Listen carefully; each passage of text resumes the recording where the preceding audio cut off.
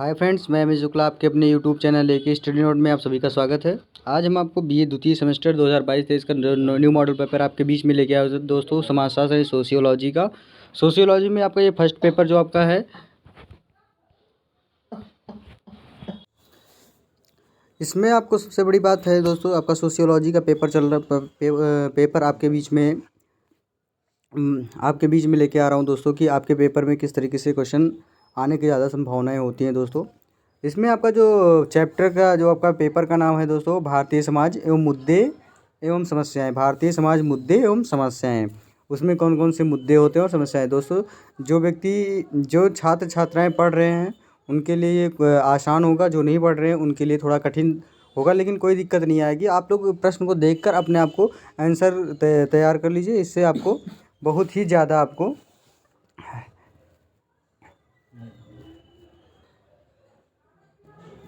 Improvement आएगा या relief आएगा दोस्तों। तो इससे आपको अपना जो पेपर होगा वो बहुत लिखने में आसानी होगा और आपका माइंड सेट भी हो जाएगा और आपका ये पूरी चीज़ें जो होते हैं पेपर सेट हो जाएगा, किस तरीके से लिखना है, कैसे कैसे करना है। तो ये चीज़ें आपको जब सेट हो जाएगा तो आपको कोई दिक्कत नहीं आएगी।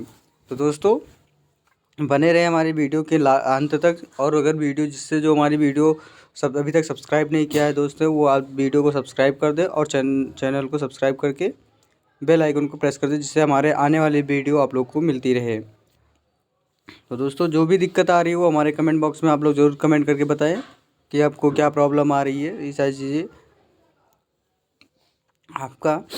आपका जो न्यू मॉडल पेपर है दोस्तों, इसमें मॉडल पेपर आपके लिए ही सबसे सोशियोलॉजी का जो मॉडल पेपर है ये आपके पेपर में बहुत ही काम कारक होगा। और इससे क्या होता है कि आपका सबसे अहम भूमिका पेपर में ही निभाता है। आगे मॉडल पेपर की बात करते हैं तो मॉडल पेपर आपके आने वाले जो पेपर होते हैं तो उसमें सारे भूमिका निभाने का काम यही करता है। यानी कि आप क्या पढ़े हो, क्या लिखे हो, इससे कोई फ़र्क नहीं पड़ता है। लेकिन मॉडल पेपर अगर आप तैयार कर ले रहे हो तो क्वेश्चन ज़रूर आपको कुछ ना कुछ उसमें से आ ही जाता है, तो जिससे कोई दिक्कत नहीं आती है। अब बात करते हैं आपके जो पेपर है, पेपर पे लेके चल रहे हैं आपको दोस्तों। तो आपका ये पेपर है दोस्तों, यानी बीए द्वितीय वर्ष समाजशास्त्र। प्रथम प्रश्न पत्र है भारतीय समाज मुद्दे एवं समस्याएं। तो ये आपका पेपर होगा, फर्स्ट पेपर का जो आपका बुक है, यानी कि बीए का द्वितीय वर्ष वाले के लिए है। ये सभी लोग के लिए ये बहुत ही इम्पोर्टेंट होगा। अब बात करते हैं आपके पेपर का, यानी कि यहाँ पे आपको साफ साफ नज़र आ रहा है कि नोट सभी खंडों के उत्तर निर्देशानुसार दीजिए। यानी जो आपका खंड दे रखा है, सेक्शन ए, सेक्शन बी और सेक्शन सी। सेक्शन ए में कितने क्वेश्चन आते हैं और सेक्शन बी और सेक्शन सी में कितने कितने क्वेश्चन आते हैं, कितने नंबर के आते हैं, कैसे क्वेश्चन आते हैं, कैसे कैसे हमको करना है। तो ये चीज़ें आपको यहाँ से क्लियर हो जाएगा। यहाँ पे आपको दे रखा है, यहाँ पे नोट करके दे दिया जाता है दोस्तों कि जिससे आपको प्रश्न कितने करने हैं, कैसे करने हैं, कितने शब्द में करने हैं। तो ये चीज़ें जानकारी आपको यहाँ से प्राप्त होता है कि सभी प्रश्नों के उत्तर दीजिए। यहाँ पे आपको नोट्स में ज़रूर दे देते हैं कि सभी प्रश्नों के उत्तर दीजिए। प्रत्येक प्रश्न का उत्तर लगभग 50 शब्दों में होना चाहिए। अब पहले का फर्स्ट है, पहला क्वेश्चन आपका होगा पहले का फर्स्ट, यानी कि घरेलू हिंसा क्या है, यानी जो घरेलू में हिंसात्मक व्यवस्थाएं होती है उसके बारे में आपको लिखना है। दूसरा क्वेश्चन है आपका अंतर पीढ़ी संघर्ष क्या है। अंतर पीढ़ी संघर्ष में क्या कौन कौन सी चीज़ें आती हैं आपके। अब बात करते हैं तीसरा क्वेश्चन आपका, थर्ड का, मादक द्रव्य व्यसन। मादक द्रव्य व्यसन क्या है। मादक द्रव्य व्यसन में आपका पूछते हैं इसमें सबसे ज़्यादा।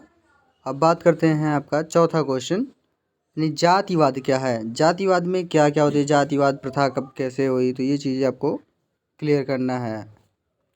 अब बात करते हैं नेक्स्ट क्वेश्चन की।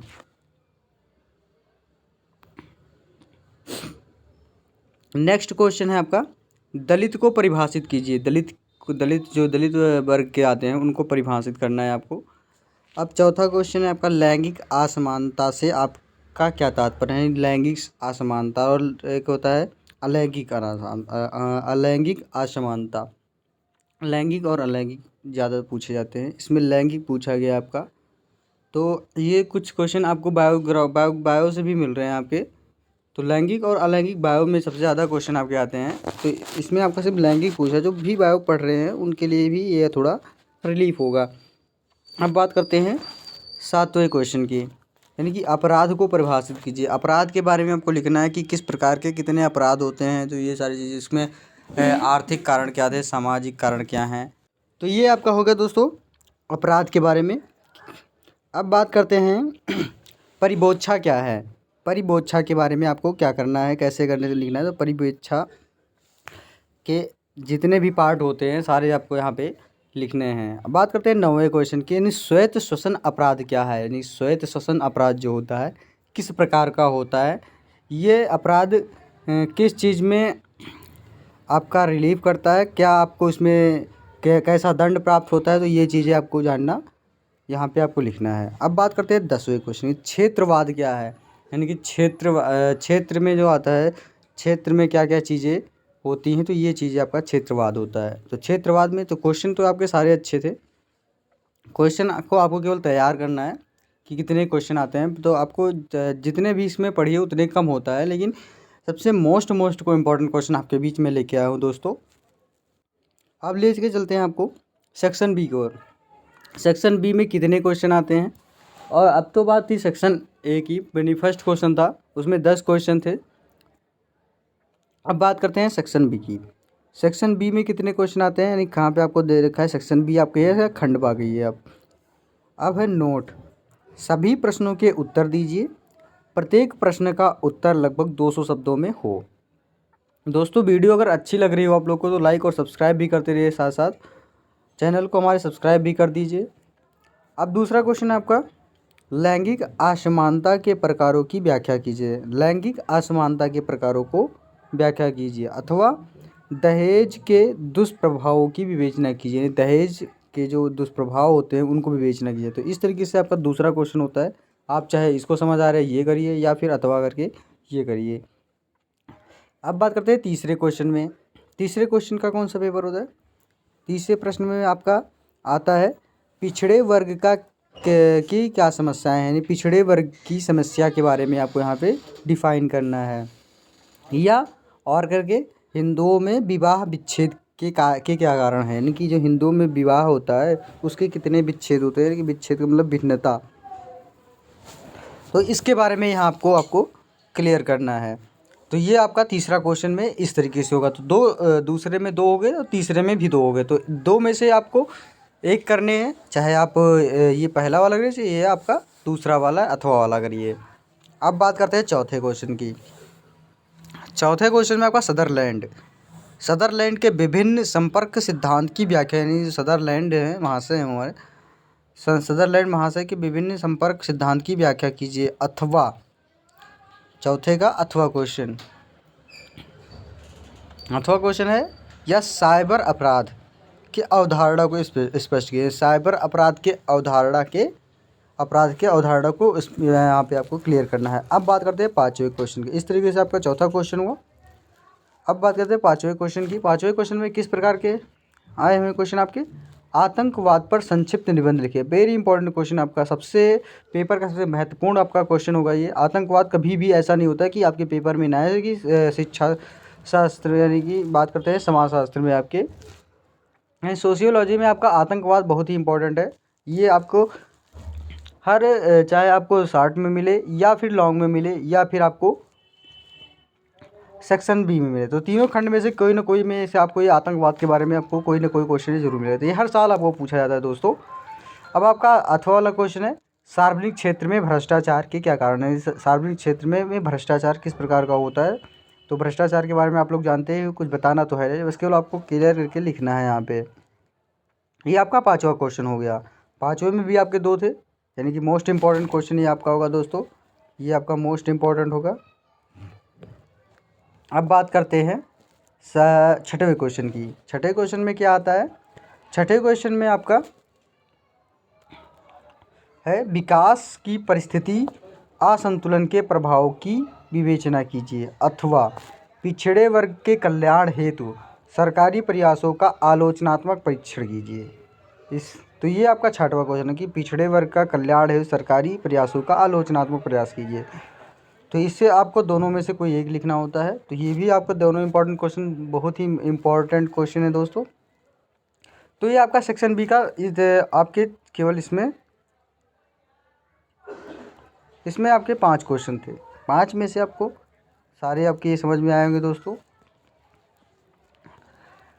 अब इस तरीके से आपको सेक्शन सी की ओर लिख लेते हैं। सेक्शन सी में किस तरीके के क्वेश्चन आते हैं?